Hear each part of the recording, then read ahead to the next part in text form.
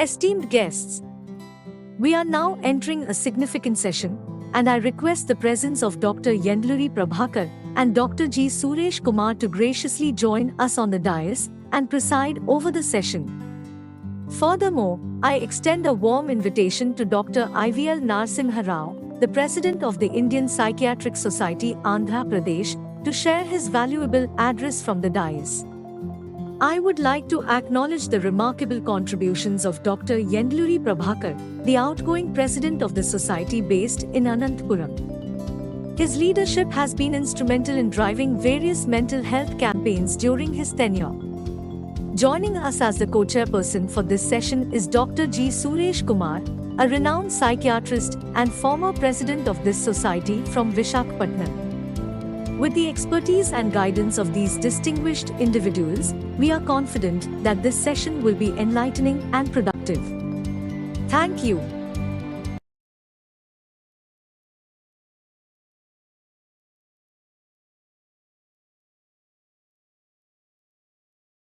Ladies and gentlemen, it is my honor to introduce Dr. IVL Narasimha Rao, a highly esteemed psychiatrist and a prominent figure in the field of mental health. Dr. IVL Narasimha Rao completed his MBBS from Guntur Medical College in Guntur, followed by his MD from the prestigious Nimhans in Bangalore. In October 1985, he established Manasa Hospital in Guntur, which has been serving the community with exceptional psychiatric care for over 3 decades. Dr. IVL Narasimha Rao's dedication to the well-being of others is truly commendable. Through the NGO Manasa Schizophrenia Foundation, he has been providing free psychiatric services to geriatric patients every second Sunday and to patients with schizophrenia below the poverty level every fourth Sunday for the past 20 years. Continuing the legacy of his commitment to mental health, Dr. Narasimha Rao's son, Dr. Sarat Chandra, and his daughter-in-law, Dr. Sri Ramya, have followed in his footsteps and are both accomplished psychiatrists. Dr. IVL Narasimha Rao currently holds the esteemed position of President of the Indian Psychiatric Society, Andhra Pradesh Branch, where he plays a crucial role in shaping the field of psychiatry in the region and beyond. We express our deep appreciation to Dr. IVL Narasimha Rao for his invaluable contributions and dedication to the betterment of mental health. Thank you.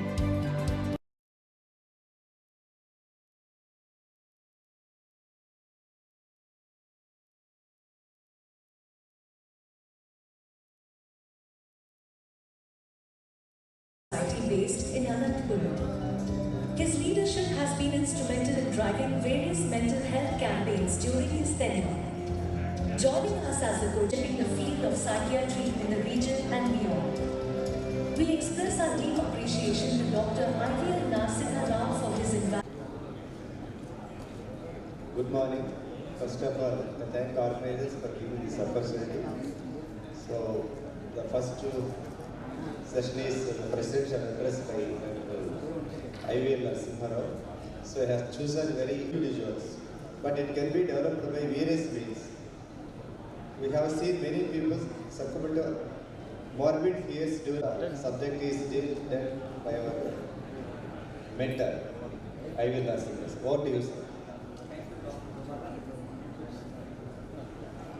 My presentation are one and the same, except a little difference. That is, my topic is resilience in psychiatry, whereas the theme is resilience of psychiatry.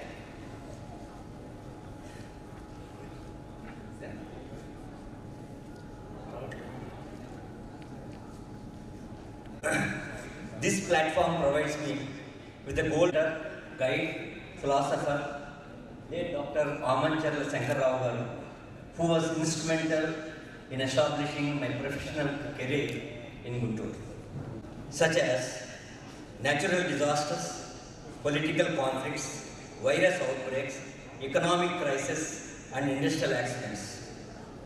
Most people are going to experience at least one violent or life-threatening event during their life, with burnout and depression being the possible consequences. Around 300 million people suffer from depression, and hence the slogan for World Health Organization 2017 was "Depression, let us talk." Some argue that the promotion of mental health is to diagnose and treat the disorder and fix the problem when the harm is already done. Later, the interest to study the rapid and successful way. This ability was later coined resilience, originating from the Latin word resilience.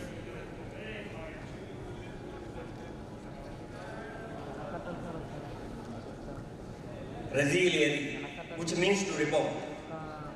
Resilience through history has been defined in many ways. Few researchers have opined that resilience is nothing extraordinary, and it is a common phenomenon originated from humans' inherent adaptational systems and had been defined as ordinary magic to reflect individual ability to maintain. The transformation in resilience research is the shift from deficit-based models of treatment to models provides a more balanced perspective on strategies and interventions to promote and boost resilience. Findings in neuroscience have highlighted resilience can be studied in individuals who experience a significant adversity. There is heterogeneity in outcome. It is not a trait that can be measured directly. Although resilience patterns are likely to show significant temporal stability, they can change markedly if social circumstances alter. Hence, to avoid terms such as resiliency that imply a personality trait. Resilience should be applied to patterns, not individuals, and that the concept should refer to a process. Evaluation of psychosocial factors of resilience. Positive psychology stresses on the importance of adaptive factors and human capabilities that promotes well-being, and it focuses on the positive aspects of human life, such as flourishing and optimal functioning. According to this model, the core dimensions of well-being are autonomy, self-acceptance, personal growth, positive relationships, environmental mastery, purpose in life. All the components constitute human strength to face adversity in life in a resilient way. Positive psychology research shows the importance of positive emotions and their adaptive function. Positive emotions play an effective role on problem-solving ability to organize ideas, an effective role on problem-solving, ability to organize ideas, access different cognitive perspectives. Resilient persons experience more positive emotions during stressful situations, which help them to recover and grow despite the circumstances. Empirical evidence supports the broaden and build theory, which states that positive emotions broaden our thought action repertoire and help to build lasting cognitive and psychological resources such as resilience. Protective and risk factors. There are consistent enhancing personal characteristics, ego-resilient, which contribute to one's resiliency quotient. These are cumulative and exponential in nature, positively enhancing each other with a resultant strengthening effect on the individual's inner resolve. Resilience is built upon the complex interaction and operation of risks and protective factors at individual, family, and community level. Three fundamental building blocks of resilience are identified: a secure base, good self-esteem, and a sense of self-efficacy. Protective factors are personal attributes that are positive for resilience are secure early attachment, fluid and easy temperamental state, intellectual and cognitive skills, self-awareness, optimism, sense of humor, purpose and planning, productivity with dedication and commitment, compartmentalization, recreation with ability to relax, contactful and approachable. These positive personal attributes are correlated with resilience. They are, however, not unequivocally productive. Predict risk factors. The most resilient soul can be downtrodden, degraded, and ultimately defeated if there is a sufficient confluence of risk factors. The negative environmental factors for resilience are poor prenatal care of mother and child, abject poverty, child abuse, neglect and molestation, family dysfunction, discord, parental psychopathology, inadequate school, lack of significant and nurturing adults, absence of mentors and models, war, culture of violence and chaos, and natural disasters. Unfortunately, these external stressors and burdens coexist and interact in a cumulative and mutually catalytic manner.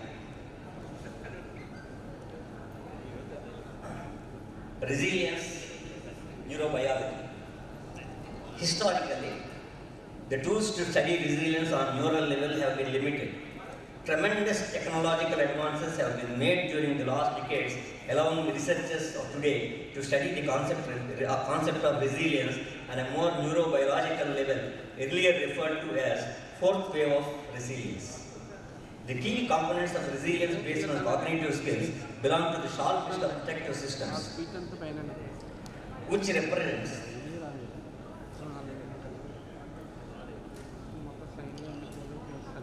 which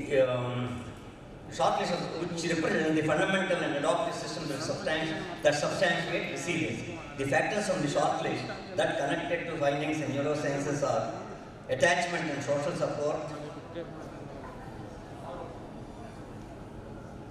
These are short list of this thing. Attachment and social support, family, peers, and social networks, emotional regulation, and stress management. Similarly, an affinitive neuroscience approach deals with resilience in terms of oxytocin system, the affiliative brain, and behavioral synchrony. Attachment and social support. Attachment and support from close relationships are fundamental for the establishment of resilience. Relationships characterized by love, trust, encouragement, and reassurance help individual ability to recover. The quality of care that the child experiences from the mother, in combination with individual differences, has a strong impact on gene expression, stress response system, and brain development.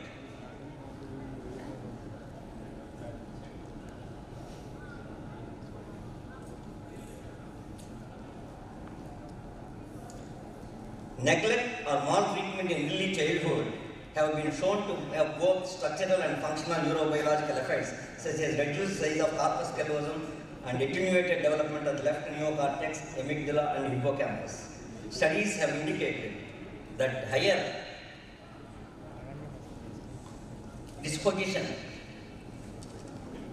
favorable disposition towards social relationships and attachment, known as social reward dependence, are strongly associated with increased gay matter density in the orbitofrontal cortex, basal ganglia, and temporal lobes. The orbitofrontal cortex has been associated with social reward information processing, and together with basal ganglia, it has been linked to the process of rewarded related information. One can speculate that an early receptive attachment can have implications on the brain development, which later might affect personality. Human beings have a basic need to belong. Perceived social isolation has been shown to have correlation with poor health status and increased all-cause mortality.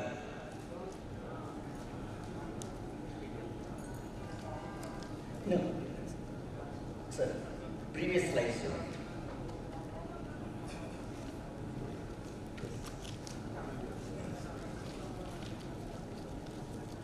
Self-regulation.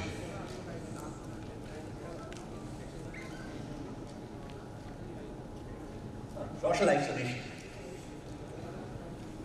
Neuroimaging studies have shown that effects of social isolation and exclusion on our brains and have linked the anterior cingulate cortex to the feeling of social pain. It was also evident that the activity in the right ventral prefrontal cortex correlated negatively with self-reported distress. It was concluded that RBPFC seems to regulate the distress of social exclusion by disrupting activity in the anterior cingulate cortex. Hence, Right ventral prefrontal cortex could be an important neural correlate for resilience because of its connection to distress regulation. Studies have indicated that reduced activation in the dorsolateral prefrontal cortex that is known to be involved in emotional regulation explains association between social risk and depressive symptoms. Social deviance has been shown to change linkage to activity in the subgenual anterior cingulate cortex, which is neural area in the social pain and susceptibility. To summarize, supportive and caring close relationships and a secure attachment to a primary caregiver have decisive importance to the evolution of adaptive skills such as resilience. High quality relationships have association to structural and functional changes in several prefrontal areas such as the orbitofrontal, dorsolateral and anterior cingulate cortex. Early experience of neglect has been associated with shrinkage in areas related to memory and emotional processing such as the amygdala and hippocampus. Coming to stress regulation, caregivers play an important role for the child's future level of adaptive skills such as problem solving and mastery motivation, which are important founding stones of resilience. Caregiving data point towards the involvement of specific brain circuits in the formation of cognitive, behavior, emotional coping mechanism to stress. These are the amygdala, insula, hypothalamus, hippocampus, and cortical areas, such as medial prefrontal cortex and anterior cingulate cortex. Coming to the amygdala is involved in encoding and consolidation of emotional memories, especially fearful encounters, and also in modulation of the autonomic nervous system together with the hypothalamus. The insula is involved in high level of cognitive processing such as attention and concentration, and important in processing potential threat. Hippocampus plays a crucial role in declarative memory and the hypothalamic pituitary adrenal axis activation. Studies using fMRI studies have shown that PTSD individuals tend to have an exaggerated amygdala response when exposed to emotional stimuli when compared to healthy controls. To outline the neural system in stress regulation, the important areas that underlie this cognitive capacity seem to be amygdala, insula, hypothalamus, hippocampus, and cortical areas such as medial frontal cortex and anterior cingulate cortex. Self-regulation. It is not only stress that is crucial for resilience. Resilience requires a better way of handling intense emotions and arousal connected to the traumatic experience, and use adaptive thinking and reasoning rather than acting on impulse. Effective self-regulation is linked to the so-called executive functions of the brain, which depend mostly on the prefrontal networks. The executive functions usually include working memory, inhibitory control, focus of attention, and cognitive flexibility, and they appear to have key influence on resilience. Self-regulation and stress management are closely related both on a conceptual level and also neurobiologically. The prefrontal cortex is connected to the limbic system, and brain structures associated with the stress response and emotional arousal. Prefrontal cortex and anterior cingulate cortex are involved in emotional evaluation, appraisal, and emotional regulation. The prefrontal cortex has an inhibitory effect on the amygdala, which supports emotional control. Majority of scientific studies indicate that increased activity in dorsal and lateral regions of prefrontal cortex, together with the decreased activity in amygdala, help to control affect. The orbitofrontal cortex has also been linked to emotional regulation, generating expectancies and calculating risks and opportunities. In a nutshell, the prefrontal cortex might shorten the period of amygdala activation, allowing the brain to bounce back for an upsetting experience. Affiliative neuroscience approach and resilience by Ruth Feldman. Affiliative neuroscience approach integrates evolutionary and human-specific features.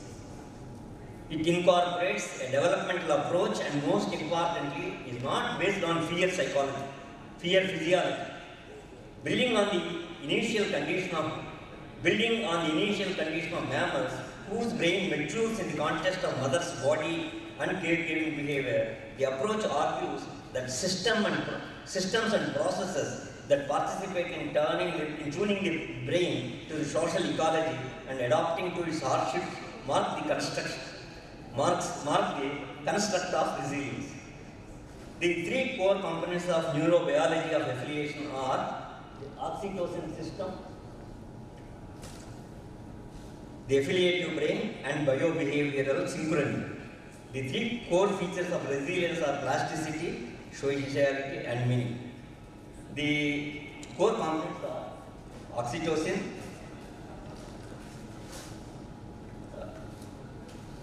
affiliative brain, and biobehavioral synchrony.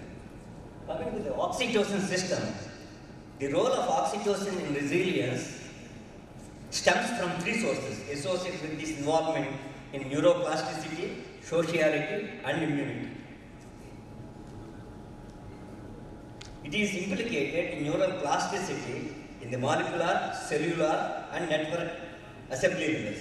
Oxytocin neurons can co-express with various neurotransmitters, including dopamine, serotonin, and opioids. Oxytocin expressing neurons include a variety of cell types such as GABAergic neurons, glutamatergic pyramidal cells, and other peptidergic cells. Oxytocin pulsatile mode of release is important for neural plasticity by which it shapes environment-dependent neurobiological systems. Oxytocin plays a key role in sociality. Oxytocin availability at core limbic sites leads to infant-mother diet-specific attachment and supports the integration of individuals into social groups. Oxytocin induces a physiological state of quiescence. Oxytocin plays an important role in functionality of the immune system. Human studies show association between oxytocin and immune biomarkers. Recently, oxytocin-producing bacterium, Lactobacillus reuteri, was found to play a role in resilience, stress management, and quicker wound healing in the host. Coming to the affiliative brain, the affiliative brain charts the network of interconnected structures that humans to form and maintain close relations. It includes several hierarchical networks and enable empathy, stimulation, and emotional regulation, forming a global network that supports attachment. Oxytocin plays an important role in tuning and function of affiliative brain and causes long-term depression in the amygdala to attenuate amygdala response to aversive social stimuli. Oxytocin enhances motivation for social bonding through its crosstalk with dopamine receptors in striatum, particularly nucleus accumbens. The affiliative brain confers resilience in multiple ways.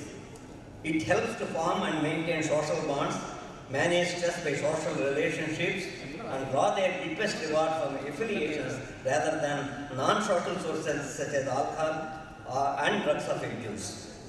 Finally, humans' large associative cortex enables humans to find meaning through love to abstract ideas such as God, fellow human beings, and pets. Biobehavioral synchrony. Biobehavioral synchrony is the coordination of biological and behavioral signals among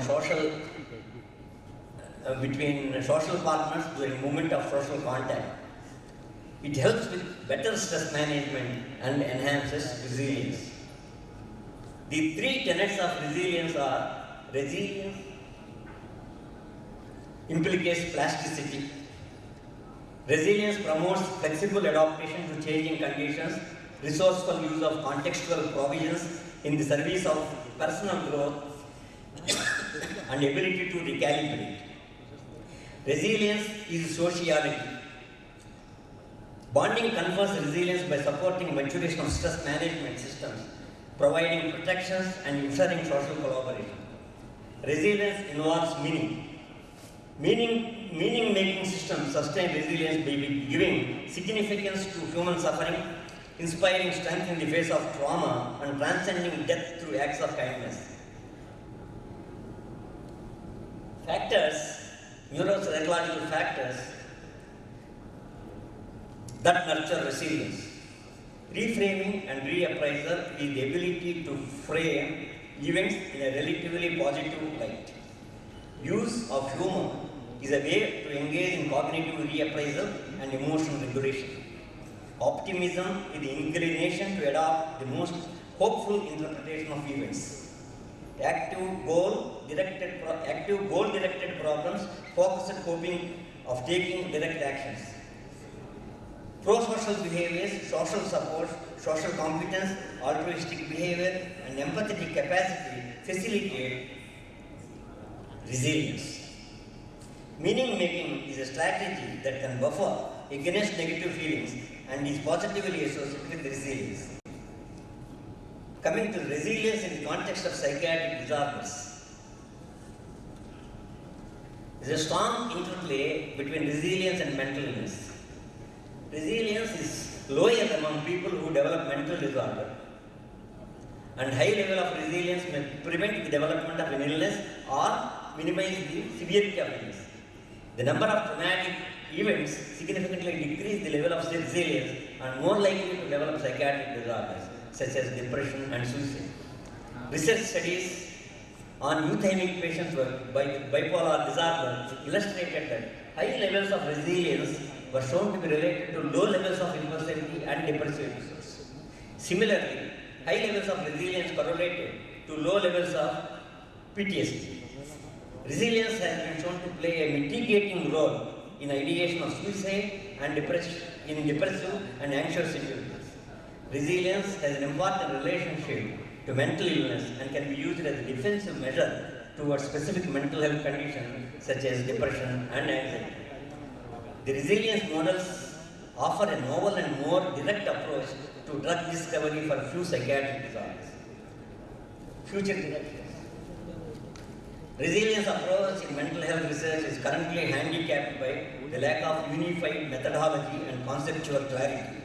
Similar to the concept of somatic immunity, the concept of resilience is crucial for psychological immunity. Further research on resilience needs to focus on psychosocial factors and neurobiological aspects across the lifespan. There is a great need for human brain imaging studies to determine the brain structures and circuits that mediate stress resilience. It's crucial to identify the range of heritable factors that help determine an individual's capacity for resilience. We must characterize the epigenetic that control the degree to which the genetic predilection for resilience become manifest. More insight is needed into genetic, epigenetic, neurobiological, and neuroendocrine bases of sex difference in stress susceptibility versus resilience. Finally, we need to better define how just the right type and level of stress inoculation through this complex interplay of mechanisms can promote resilience. If it does not challenge you, it does not change you. This is a well-known stanza from Bhagavad Gita when Arjuna gets depressed for a moment in the battlefield and expresses his wish to shrug off his responsibility and duty to take the path of sannyasa. In this context, Lord Krishna consoles him through his psychotherapy. By enlightening him with the knowledge, during the course of psychotherapy, Arjuna asks, who is steadfast man? Sthita prajnasya ka bhasha, samadhistasya kesava, sthetati kim prabhasheta kimasita vajet. Arjuna asks, who is a steadfast person? How he speaks and leads his life, and we get a lot of information how an individual should become resilient in life through next 18 slokas in second chapter. Thank you very much. Thank you, Mr. President. Prasad. As as you are well aware, resilience is a process and outcome of successfully adapting the difficult, challenging situation in day-to-day life or life experiences that influences our emotional, psychological, and behavioral well-being. With a sense of optimism, the acceptance, flexibility, the solution-oriented, breaking out the victims aspects, and also the way you are planning to have a positive future and introspection or self-reflection and strengthening the bounce back in a difficult situations when you are experiencing. We should always have a flexible attitude with adaptable, with a social, with enlightenment. It is not a one-day process. It is a process, ongoing process forever. We will keep learning every time. The resilience one can adapt for a period of time to prevent various psychological disorders. Sir has successfully explained various emotional, psychological, and neurobiological aspects of the resilience that covers the what the content has to convey. Thank you for this. Being a presidential address, there is no questions being entertained. If you have any doubts, and you can ask in between. The president is available wherever he is. Thank you. To the chairpersons. I have seen him. Yeah, please.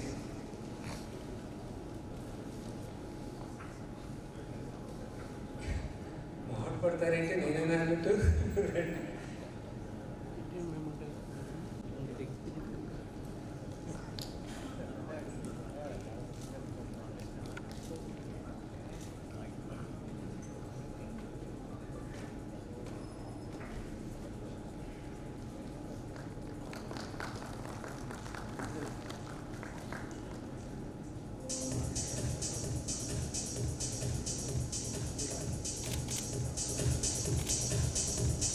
earlier members given were